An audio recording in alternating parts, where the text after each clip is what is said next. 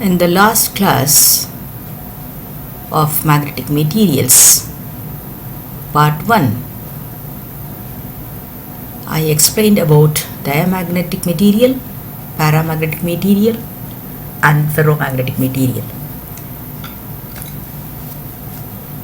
Now in this class we will see what is antiferromagnetism.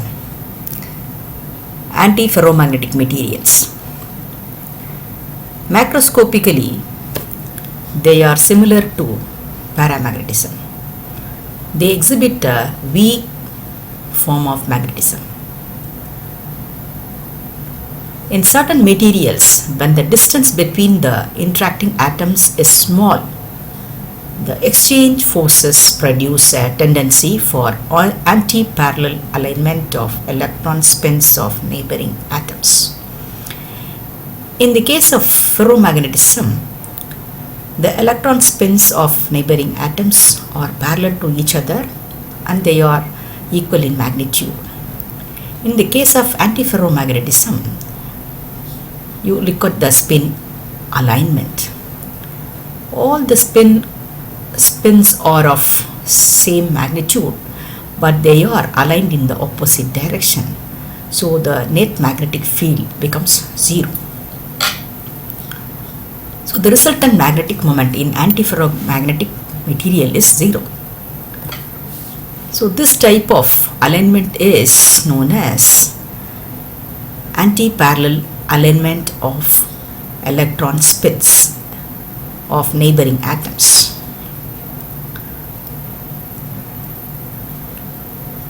How does this magnetic susceptibility of antiferromagnetic material changes with the temperature? The susceptibility, initially it increases with increase in temperature and reaches a maximum value at a certain temperature. The temperature at which the susceptibility is maximum is known as the Néel temperature, denoted by this symbol T subscript N. N stands for Néel. Néel is the name of the scientist. Above this temperature, the susceptibility decreases. That is, paramagnetic behavior is exhibited above the Néel temperature. So, below the Néel temperature only, antiferromagnetic property is exhibited. Now we will see the spin alignment by considering a unit cell like this. The spin alignment in the sublattices of the unit cell are antiparallel. Now consider this is one set of lattice, sublattice, and here you can see all the spins are in the downward direction. Now look at this sublattice. There are 4 atoms.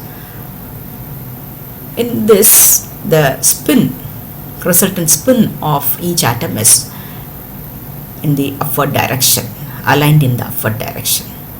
So this upward direction and here the downward direction. This is what we mean by the anti-parallel alignment of spins. The example of antiferromagnetic materials are manganese oxide, sodium chloride, manganese fluoride. These are the examples of antiferromagnetic materials. The anti-parallel arrangement of spins is also shown here. This graph illustrates the variation of magnetic susceptibility of magnetic susceptibility of the antiferromagnetic material with respect to temperature. So below Néel temperature, antiferromagnetism is exhibited. Above Néel temperature, paramagnetism is exhibited. Now here the graph is drawn with respect to 1 by the susceptibility, that is the reciprocal of the susceptibility and the temperature, and the curve is like this, and if you just extend this, it touches the x-axis, temperature axis at minus theta. Now based on this we can write the Curie-Weiss law for antiferromagnetic materials. A negative critical temperature is shown. This is the negative critical temperature. So chi equals to C Curie constant divided by T minus theta. The temperature is minus theta here, so you get C divided by T plus theta. So susceptibility is in paramagnetic state.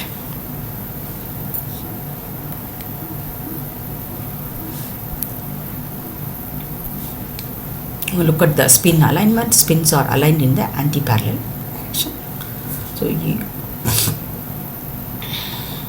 here we have only 5 spins. Actually we should have one more spin. If we add one more spin, it will be like this, which I'll show here. We will take appropriate color corresponding to this.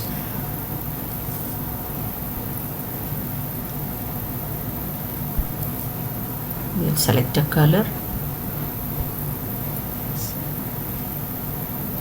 Now we have to draw an arrow mark here. So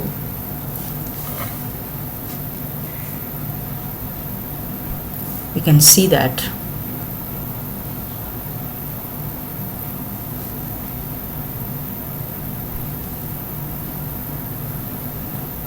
the anti-parallel arrangement. So there are 6 spins. So one spin cancels the other. Then this cancels this, this cancels this. So magnetic moment is 0. So M equals to 0. This is the case of antiferromagnetic material.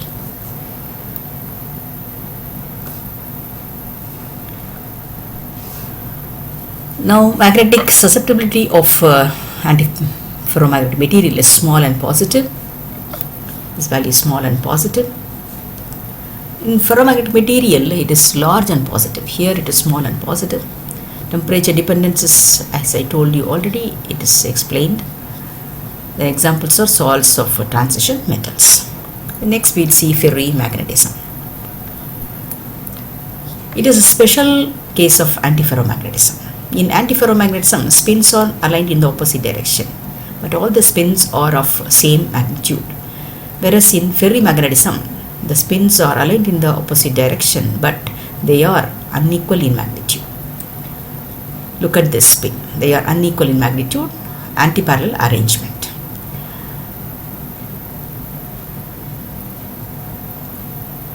Now about DC, thermal energy randomizes the internal individual magnetic moments and the material becomes paramagnetic. As usual, ferrimagnetism is also affected by temperature. Above the particular temperature, it exhibits paramagnetic behavior. The temperature is known as Curie temperature, which is analogous to Néel temperature. In the case of antiferromagnetism, since the spins are of equal in magnitude, aligned antiparallel to each other, so the net magnetization is 0. Whereas in the case of ferrimagnetic material, the net magnetization of the magnetic substance is not 0, since antiparallel moments are of different magnitudes. So there is a net magnetic moment. There is a net magnetic moment.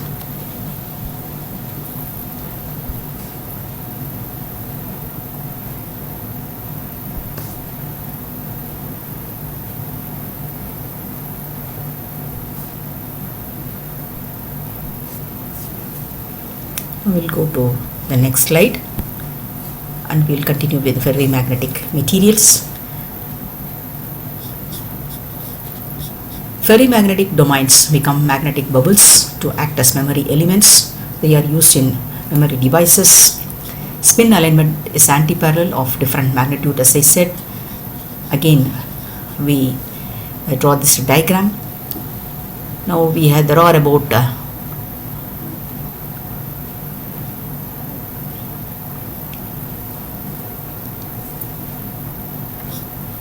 The magnitude of susceptibility is very large and positive. It is exactly like for ferromagnetic materials. Temperature dependence is given by this equation. Chi susceptibility, chi is equal to Curie constant divided by T plus or minus theta. Again, when the temperature T is less than Tn, this is the behavior it is shown. These are the material known as ferrites.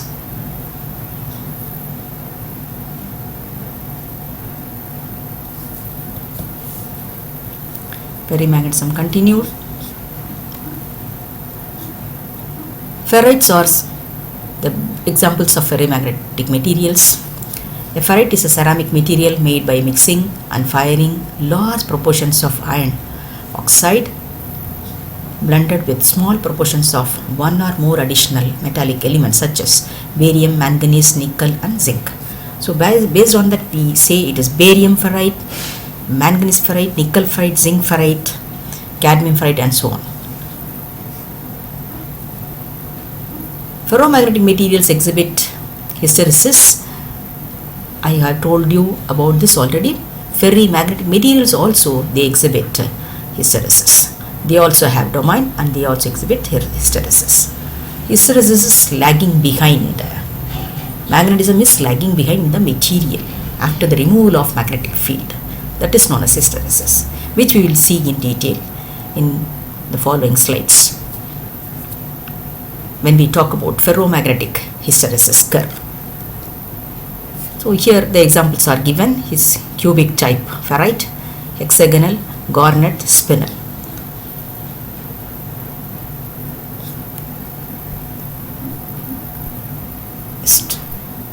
Here it continues with a few more examples with the general formula.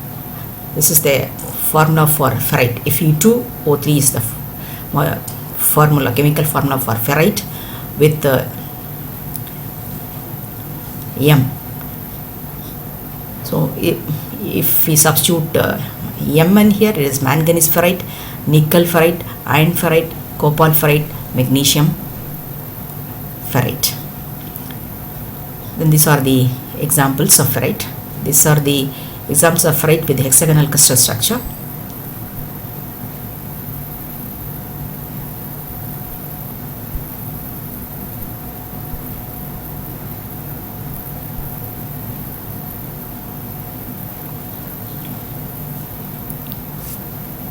So there are also some alloys and garnets.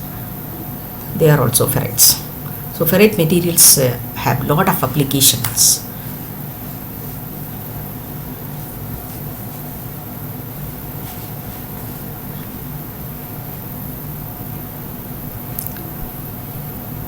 Next, this table illustrates the comparison of dia, para and ferromagnetic materials alone. Here you can see the highlighted portion, that is explaining about the nature of these three materials when they are subjected to magnetic field.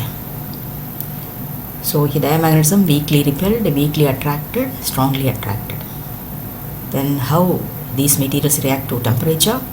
No effect in the case of diamagnetism. Here it becomes paramagnetic when the temperature is above the Curie temperature. Susceptibility. Susceptibility is negative here. Here small and positive. Here very large and positive. Examples we have seen already. We will go to the next slide. Hysteresis curve.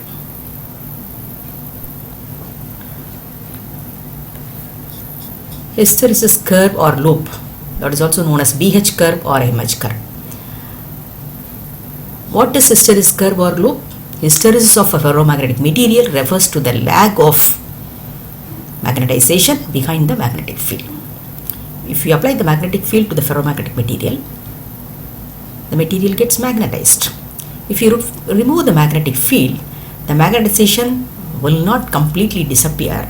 Some magnetization retains in the material itself, even after the removal of applied external magnetic field. That is known as the lagging of magnetization. And this lagging of magnetization gives rise to hysteresis in the case of ferromagnetic materials. So hysteresis is also exhibited in ferrite materials. Now we are going to see in detail about the hysteresis curve.